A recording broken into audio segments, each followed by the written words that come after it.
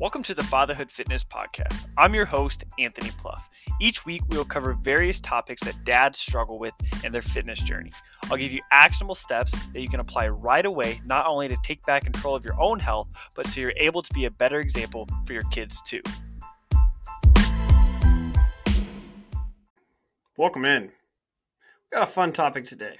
We're going to talk about the importance of kind of shifting your mindset from looking at, losing weight as a diet, as something you just do for a little while, kind of that short-term focus, to more of a long-term approach, looking at it as a lifestyle. Now, I'm sure you've tried diets before, right? We all grew up in a very diet-centric culture, right? Whether that was, Special K, Atkins, keto is very popular now.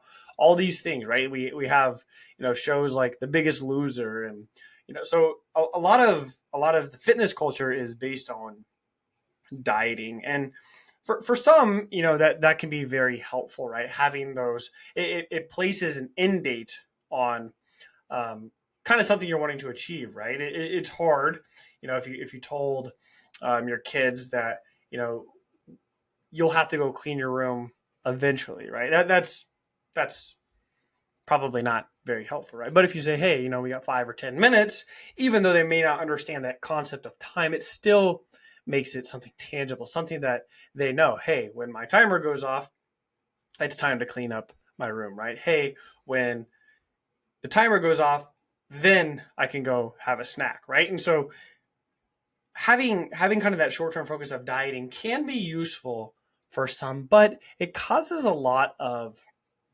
resistance. It causes a lot of stress and anxiousness in a lot of individuals. And so if we can shift from a dieting mindset more to kind of the long-term effect, then it can be very beneficial and help a lot of people be able to see better results, and then also be able to stick with it as well. And so dieting, it's very common to have that yo-yo effect, right? You lose some weight, you might maintain it for a little bit, you gain a little bit back, you lose some more, you gain some back, you gain even more back. And it's just all the time you're consistently thinking about food, you're consistently thinking about dieting, and that's not a great spot to be, right? And that's where kind of the good and the bad foods kind of come in. And we really want to get away from that. We really want to get away from looking at foods as good or bad, right? We want to look at them on a continuum. Some of them are more nutritious for you, some are less, right? Some foods are obviously going to help you reach your goals faster. Others are going to hinder you, right? And so we want the majority of our diet as in the food we eat, not diet as in trying to lose weight. We want the majority of the food that we eat to consist of nutritious foods that are going to benefit our body, right? And so really just kind of shifting from, that short-term dieting mindset to that long-term lifestyle change mindset is really what, I practice myself. It's what I teach my clients. It's what I try to convey to people that not only listen to the podcast, but who read my articles, who follow me on social media, who are on my email list. I want them to understand that, this is something that you're going to do forever, right? This is something that isn't just, you're not just going to be able to stop, right? If you have certain foods that you eat when you're dieting and you have certain foods that you eat when you're not, what's going to happen when you start reintroducing those? That's why it's so important to include your favorite foods, right? Because what you resist persists, right? And so if we tell ourselves this is bad, eventually we're going to eat it again, right? I know for me, if I say, I can't have cheesecake, or, right now I'm not going to have it, it makes me want it more. And then I may be able to go. I may be able to use a little bit of willpower and go a week or two without eating it. But then eventually I'm going to eat it, and I'm going to eat a lot of it, right? Because I feel like, I'll just get through this and then I'll start over again on Monday. And it's so common, right? It's so common. And one of the questions I ask my clients is, how is that working for you? We've been doing this. You've been trying something for a while, and you keep going in this cycle, back and forth, back and forth. How's that working for you? Because it's not going to change, right? If you don't change anything, nothing's going to change, right? And so it's about just including those things. And to be honest, the food you eat, whether you're trying to lose weight, whether you're trying to gain weight, whether you're trying to maintain weight, shouldn't change. The only thing that should change is the portion sizes. Each meal you have should have some form of protein. You want to have fruits, vegetables. You want to have those healthy fats, right? You want to limit dessert. Occasionally you can have alcohol, right? And that can be a very healthy diet. And when you're trying to maybe put on some muscle and gain a little bit of weight, you just increase the portion sizes. When you're trying to lose weight, you just decrease the portion sizes. It really is that simple, right? And if you've ever tracked your food for any period of time, you probably have realized like, hey, like I don't really know how much I should be eating. And, that I encourage, I've talked about it multiple times. We don't need to go into it in depth today. But I think, just 30 days of tracking your food, even if you're not 100% consistent with it, if you're 80% consistent with it, you're going to learn a ton. You're going to learn so much about yourself, about what's actually going on. So that next time, you have, a dinner party at a friend's house, or you go to a family gathering, or maybe you just go to a ball game with your son, you're going to realize like, hey, I could probably eat a little less of this and still be pretty satisfied. Maybe we could share a meal, right? Maybe I could ask for a to-go box and take it home and make it 2 meals, right? Even better, right? That's what I do with Chipotle. Man, I could probably eat more than 1 bowl of Chipotle every time I go, but I try and, as soon as I get it, I put half of it in a Tupperware container, and now I got 2 meals. Things like that, things like that. It's not, it doesn't need to be difficult, right? There aren't certain foods you have to eat to lose weight. You can eat whatever you want to lose weight. As long as you're in a calorie deficit, you're going to lose weight. Doesn't mean that just eating pizza and French fries and McDonald's is what's best for you. But if you stay under your daily calorie goal, you'll lose weight. Now your nutrition might suffer, your health might suffer, right? Your blood work might not be the best, but you will lose weight. But that's not just what we're going for. That's a short-term approach. Yes, if you need to lose weight, yes, that is important. It is important, right? If you are significantly overweight, if your blood pressure is high, if you have no energy, you can't even go up the stairs without being winded, yes, it is important for you to lose weight. And so, in a sense, that short-term goal is what you will focus on. But you want to do it in a way that you can stick to, right? There are programs that have you work out twice a day for a couple months at a time. And some people see really good results with it. But for most people, they end up going back and doing nothing after. Now, ideally, if you could ramp it up and then slowly come back down, that would be a pretty good way to kind of jumpstart your fitness, right? But unfortunately, working with tons and tons of clients over the years and knowing probably hundreds of coaches that have worked with thousands of clients, they understand, I understand, we understand that it's not doable for a lot of people, because unfortunately, a lot of people have that all or nothing mindset. A lot of people struggle with that all or nothing mindset. They feel like if they can't do their entire workout, they feel if they can't be 100% on point with their nutrition, then they just don't track anything. They just don't care. They have that mindset, they'll start tomorrow. I'll get back on track on Monday. And then they just go back into that cycle. So you got to make it sustainable. You got to make it something that you can stick to. Maybe right now that's only 3 workouts a week for you. That's okay. That's a lot. The average person doesn't work out regularly. So if you're doing 1 workout a week, you're doing great. If you're doing 2, even better. If you're doing 3, that's fantastic. And for 95% of my clients, I never ask them to do more than 3 workouts a week. Now, some will do stuff on their own. They'll go on runs. They'll train for, an obstacle course race or a 5K or a marathon, half marathon, things like that. But as far as strength training goes, if you can get 30, 45-minute strength training workouts in a week, you're hitting 7,500 to 10,000 steps a day, and you're doing your best to, just stay active, stay moving, and you got to handle in your nutrition, you're going to be well on your way to getting to where you want to go. But you got to find something you can stick to, right? You got to find something that not only works for your schedule, but your family's schedule too, right? If you're at work from 8 to 5 every day, you have a commute as well, you get home, you have dinner, and then you're leaving to go to the gym, that's probably not going to be ideal, right? Your wife's going to want you to help out with the kids. You're going to want to be with the kids. You're going to want to spend time with your wife.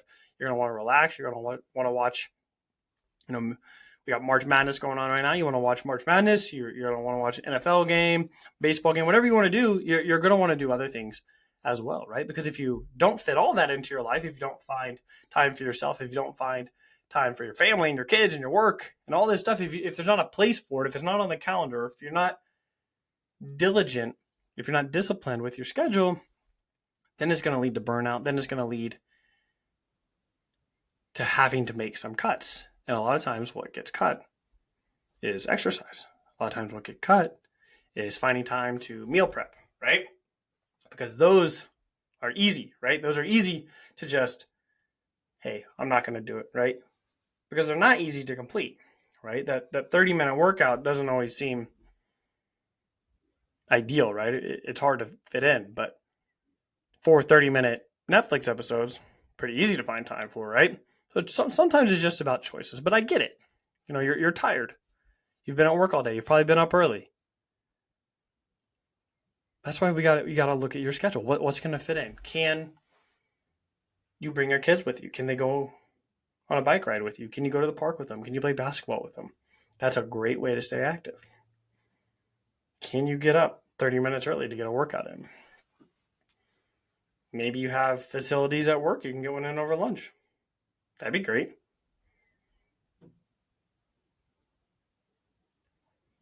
You got to find something you can stick to. And so maybe doing a program that you push it hard for a couple months, maybe a good way to start exercising. But what's your game plan after that? Consistency is much more important than intensity. You gotta find something that is going to help you become who you want to be, right? I like to think of the analogy of right now you're person A, you're trying to become person B. What habits, what behaviors do you have to achieve in order to become person B? And then start adopting those, right? So person B, who I want to be, my future self, who I want to be, gets up early. They go to bed at night. They don't drink alcohol to relax. They include protein at each meal. They're present with their children. They walk to the park down the street instead of drive. Simple things like that. And once you start adopting those behaviors, once you start tracking your food, maybe that's something that your person B, your future self, you want to become, right? Once you adopt those behaviors, you can never go back to being person A ever again if you want to maintain your results. In the previous example, when I said there's programs, and anytime you hear me say there's programs, I don't like calling out certain diets. I don't like calling out certain workout programs, or I will never call out another coach. That's not my intention. I believe 99.99% of people, and even fitness coaches, they all have, sometimes their practices are not ideal, but I believe the majority of everybody has good intentions. So just because I don't agree with an approach doesn't mean they're not doing good things. And so that's why I never call out anybody. I don't want to call out other coaches. I don't want to call out other programs. And so I try and talk in general terms when it comes to this stuff. And so when I talked about a program earlier about, you're working out twice a day for, a couple months on end,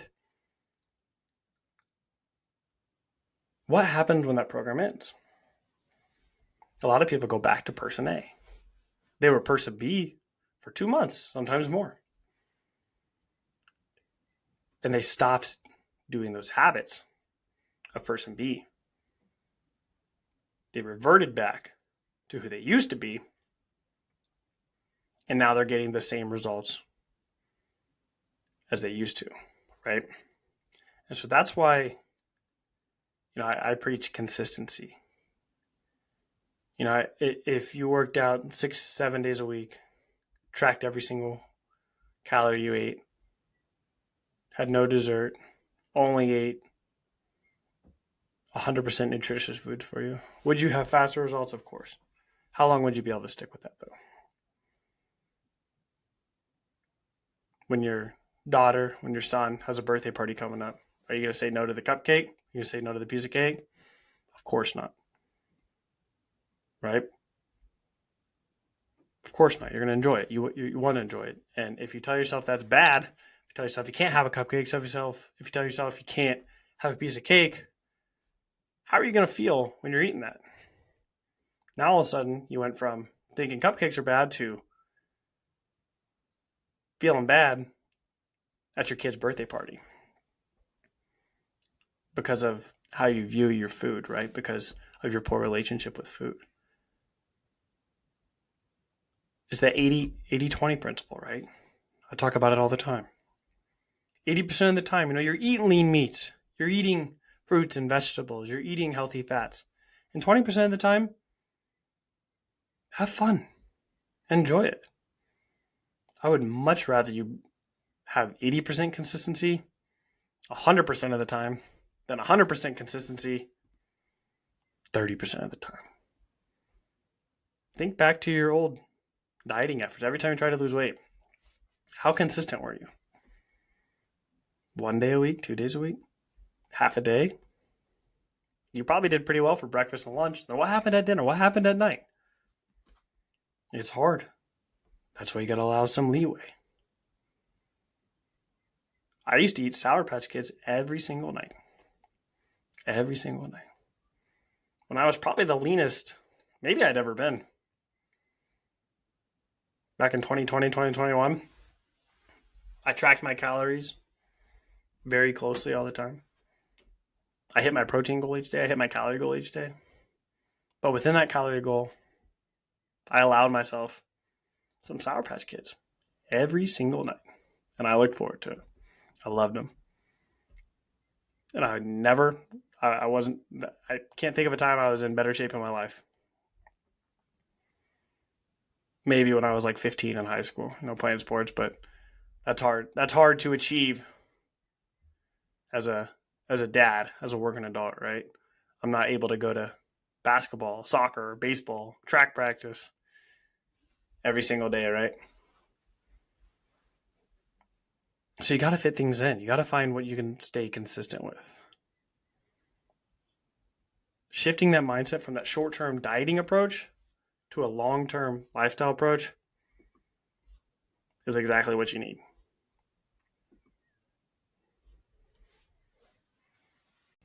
That concludes this episode of the Fatherhood Fitness Podcast.